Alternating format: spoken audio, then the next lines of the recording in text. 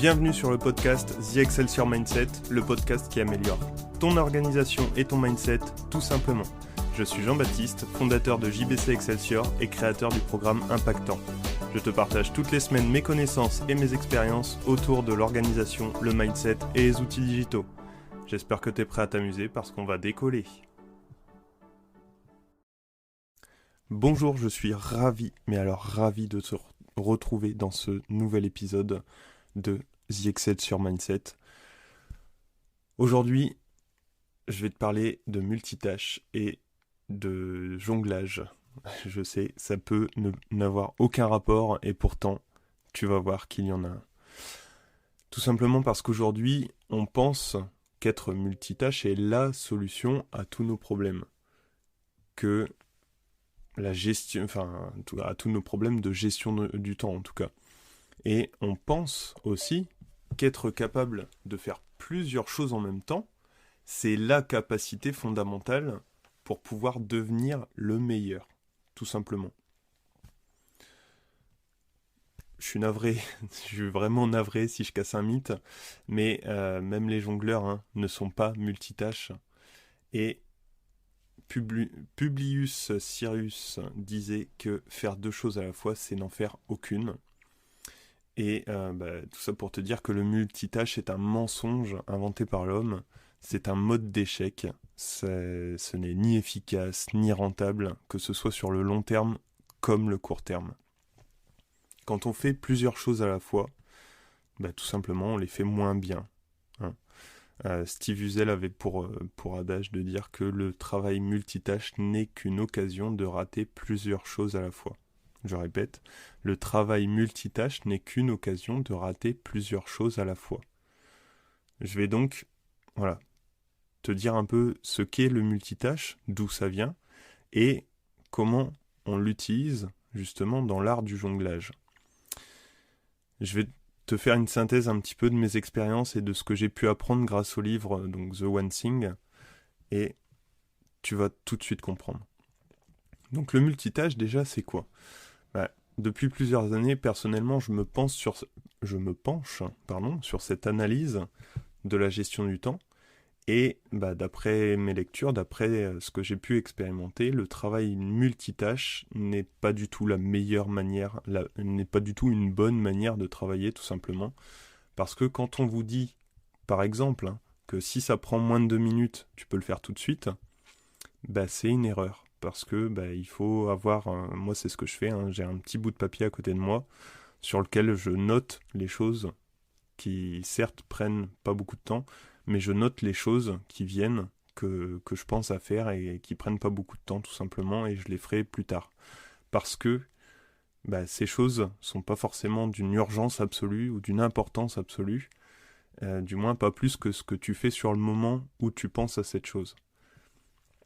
Et donc le terme de multitâche, lui, est apparu en 1960 et il concernait principalement les ordinateurs donc, qui pouvaient traiter plusieurs tâches à la suite en une vitesse record, tout simplement, parce qu'aujourd'hui, d'autant plus aujourd'hui, les ordinateurs sont de plus en plus performants et ils font plein de choses en un minimum de temps. Ils sont capables de traiter plusieurs dizaines de milliers d'informations en moins d'une seconde. Ce qui fait que donc la vitesse à laquelle les ordinateurs traitent chaque étape alimente l'illusion de la simultanéité. Et donc, tout simplement, la comparaison entre les ordinateurs et les humains, c'est complètement erroné, c'est complètement faux. On est humain, on ne peut pas se comparer à un ordinateur qui, lui, a une capacité bien supérieure, tout simplement. Nous, on peut faire plusieurs choses à la fois, comme parler, marcher, ou mâcher un chewing-gum et lire une carte. Ok. Mais comme un ordinateur, tout simplement, on ne peut pas se concentrer sur deux choses en même temps. Notre attention, elle effectue des va-et-vient entre ces tâches. De l'ordre de quelques microsecondes, de quelques millièmes de seconde, certes, mais elle effectue tout le temps des va-et-vient. C'est ok pour les ordinateurs, mais pour nous, humains, ça peut avoir des répercussions très graves. Je te prends un exemple qui est cité dans The One Thing, justement. C'est 2 avions de ligne qui reçoivent l'autorisation d'atterrir sur la même piste. Compliqué. Prescrire le mauvais traitement à un patient. Compliqué aussi. On laisse un nourrisson dans son bain. Compliqué. La voiture dévie sa trajectoire et on se retrouve sur le mauvais côté de la route. Pour le peu qu'il y ait une voiture qui arrive en face, c'est compliqué aussi. Hein. Et j'en passe, et j'en passe, et j'en passe. Hein. Mais toutes ces tragédies potentielles montrent bien que nous, humains, que les gens, essaient d'en faire trop à la fois. Et on oublie des étapes vitales. Surtout dans un monde où tout va de plus en plus vite, hein, tout simplement. On le remarque aujourd'hui. Hein. On manque pas de temps pour faire tout ce que nous devons faire. Non, non, on n'en manque pas. Par contre, on a tout simplement l'impression de devoir tout faire le plus rapidement possible. Et cette impression-là mène au fait que on a envie de tout faire en même temps et donc on a envie d'être multitâche. Donc aujourd'hui on appelle ça multitâche et ça ressemble à la capacité de faire beaucoup de choses en même temps. Et donc Bill Collins dirait qu'un bouddhiste appellerait ça un esprit de singe, tout simplement.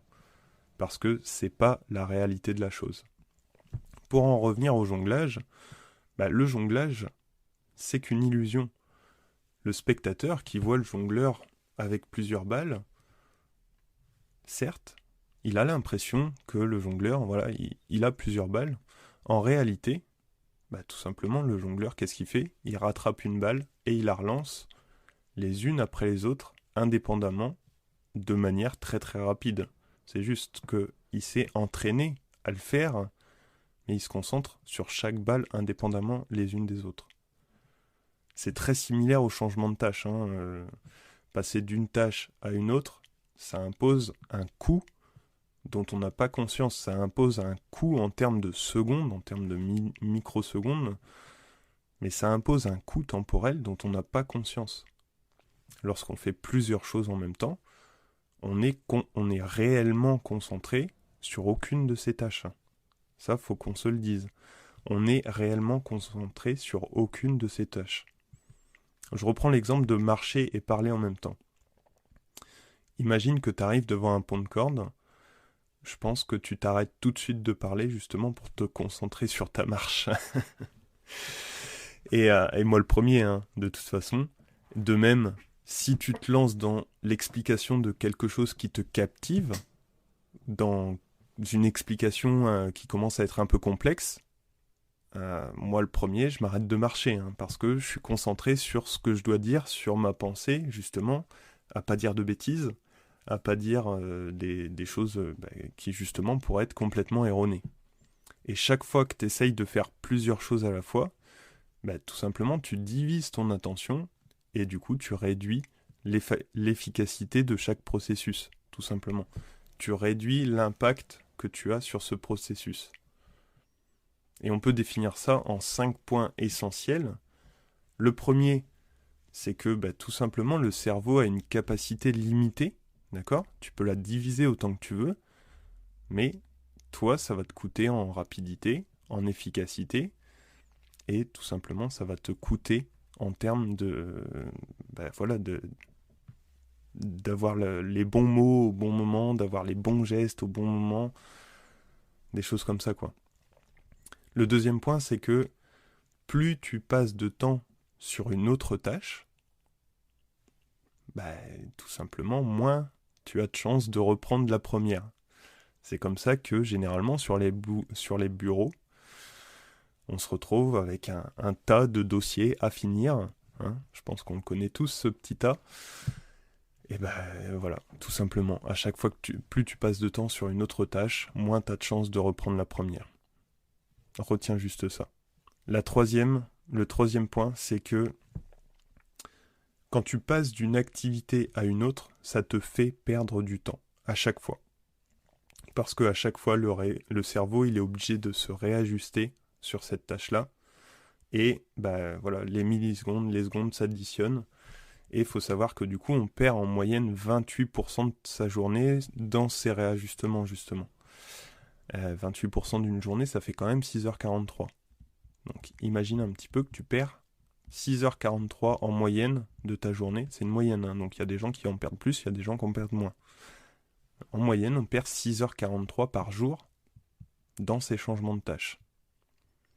Quatrième point, les personnes qu'on appelle multitâcheurs, hein, ceux qui pensent que c'est vraiment un art de vivre, tout simplement, ils développent un faux sentiment qui leur un faux sentiment du temps qu'il leur faut pour faire quelque chose. Tout simplement, ils pensent quasiment tout le temps qu'il leur faudra plus de temps qu'il n'en faut réellement pour faire une tâche, pour faire... je sais pas, moi je pense par exemple aux freelancers. Quand tu fais un devis, que tu te dis, ok, il me faudra tant de temps pour faire ça, machin truc, généralement, si tu es multitâcheur, tu penses qu'il te faut plus de temps pour faire la tâche qu'il n'en faut réellement si tu étais concentré à 100% là-dessus. Cinquième point et dernier point, les multitâcheurs font plus d'erreurs que ceux qui restent concentrés. Ils prennent de mauvaises décisions parce qu'ils remplacent les anciennes informations qu'ils ont par les nouvelles, même si les anciennes étaient plus utiles. Tout simplement.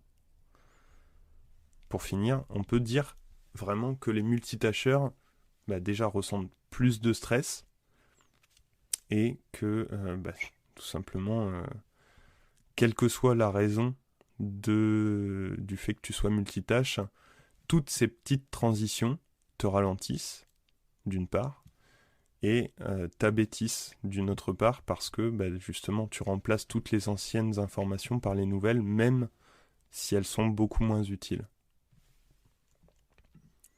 On peut conclure vraiment sur le fait que si tu comptes devenir multitâcheur, donc si tu comptes faire du multitâche, arrête-toi tout de suite, hein. C'est vraiment pas, mais alors vraiment pas une bonne idée. Et je le répète, c'est vraiment le meilleur moyen de faire échouer plusieurs choses en même temps. Tout simplement. Par contre, si tu veux devenir jongleur, il suffit de te concentrer sur une balle à la fois. Tu prends une balle, tu te perfectionnes, tu ajoutes une deuxième balle, tu te perfectionnes, et ainsi de suite. Par contre, attention, vraiment attention, à ne pas trop diviser ton attention et ton temps, parce que tu pourrais le regretter un jour. Et malheureusement, généralement, quand tu commences à le regretter, c'est qu'il est trop tard pour faire machine arrière. Donc, je te le rappelle, vraiment, vraiment, vraiment, évite de devenir multitâcheur. C'est vraiment un conseil que je peux te donner. C'est concentre-toi sur une chose à la fois. Fais-le bien. Simplifie les processus au maximum. Automatise-les si tu peux. Et là, tu pourras prendre une seconde balle et y aller. Très très simplement. Encore une fois, si tu as besoin d'aide pour mettre tout ça en place, parce que t'es pas forcément à l'aise si c'est avec un outil digital ou avec une gestion du temps tout simplement, je peux t'accompagner dans ton évolution grâce au programme impactant que j'ai créé. C'est un programme d'accompagnement sur mesure pour que tu puisses construire ta réussite, lever les blocages que tu peux avoir, conscients ou inconscients, et au-delà de ça, utiliser vraiment mon expertise, mes compétences techniques pour apprendre plus rapidement à utiliser tous ces leviers-là et construire ta réussite tout simplement.